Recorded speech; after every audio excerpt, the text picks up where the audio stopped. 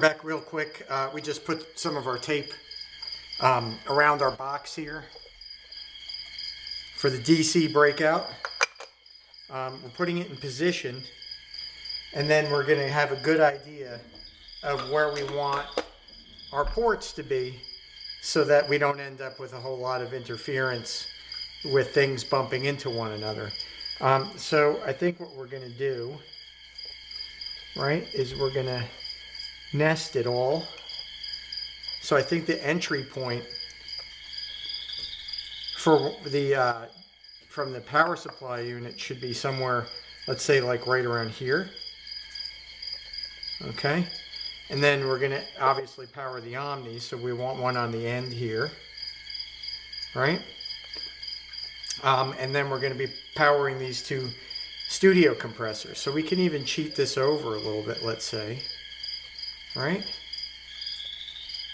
And then we can have one out again here to power this compressor, and put another out, let's say here, all right, to power that compressor. So those will be our 3 jack points. And then we can just use really quickly, I'm going to take out my little square here, right? And we're going to draw our lines of where we want all of these to be, right?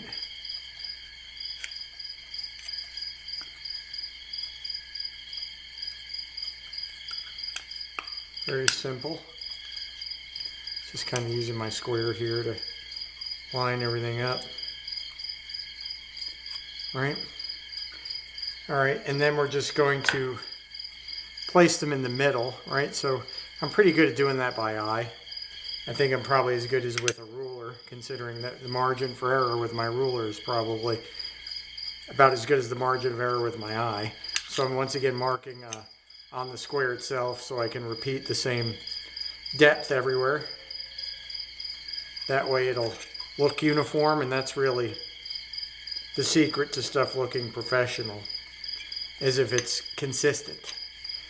Even if it's consistently off, the consistency is what you notice.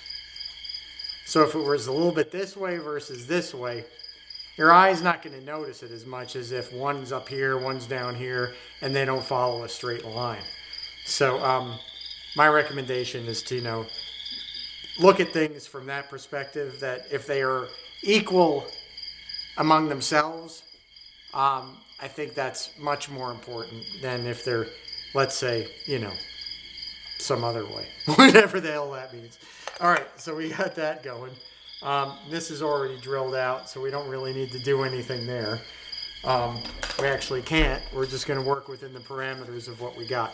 So let's go ahead and take our board off the table.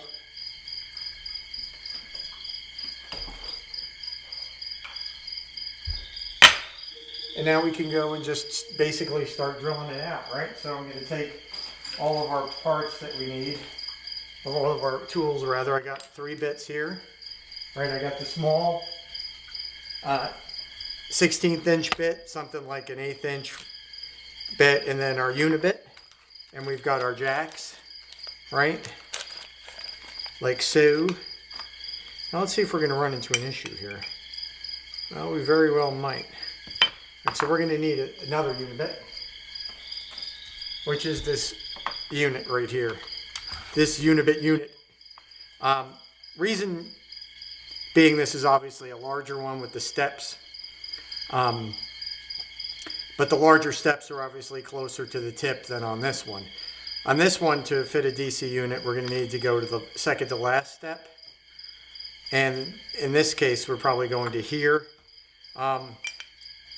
Second to last step, you're going to be coming out the other side of the case. With this one, not so much. So we're going to be using that unibit as well. All right, so let's just go ahead and chuck in our drill bit and go to town on this thing, right?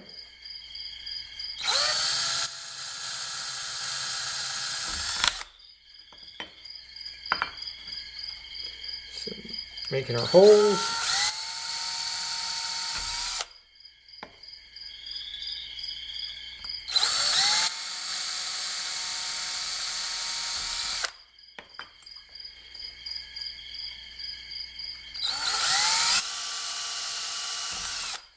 Okay, then I'll just step it up to the 1/8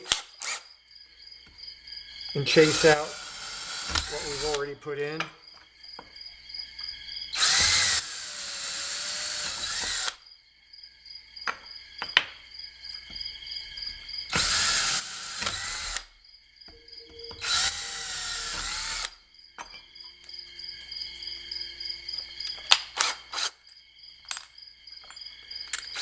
Go to this unibit. Smaller one will just maybe go down 3 or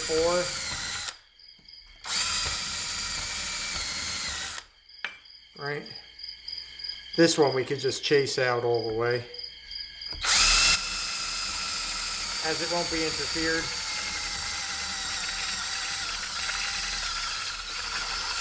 Right? So that should fit our DC port. Gotta go just a little bit more. Yeah.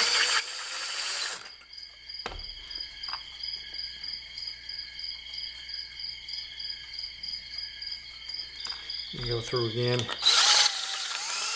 think it's all the way through. Okay. So now we can look at this guy here. And basically, okay, we can mark, if you want to do that, it's not a bad idea. Take a pen and just mark where you want to stop at on the bit. Right, so we've got a little line there, just so we don't end up opening it up too much. Okay, use my ruler to get some of these chips out of the way, so I can lay my box down. Right. Now we're going to go ahead and, actually we need to do this one too. I missed that guy.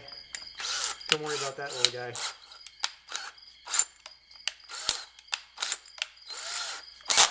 There we go.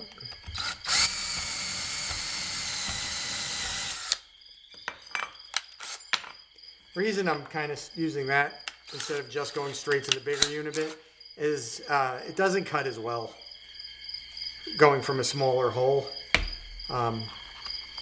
Maybe it's just a little bit fussy, but that's how I do it. All right, so now we're just going to go ahead and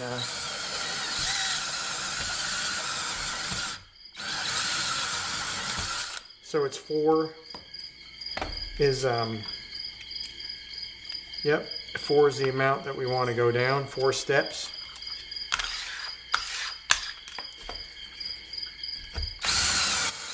One, 2, 3, 4, and then to the final one. All right. 1, 2, 3, 4. Okay. So clear our chips out of the way.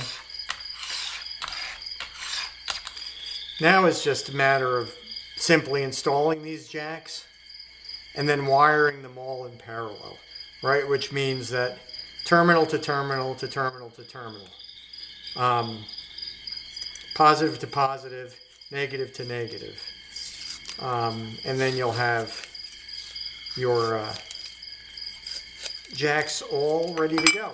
All right, so I'm going to go ahead and start installing these things and give it a quick solder, and then we'll be back with the product. So we've got the jacks just put in there real quick, and then as you can see, they're all basically orientated in the same way, which makes wiring easier. All right, so now I'm going to go ahead and solder it up. All right, so very simply, got it wired up with some just, some bus wire in there. And she's done, so we can button this thing up and get it ready for putting it in play. So next we got to work on the exit interface for the board. So we'll bring that up next.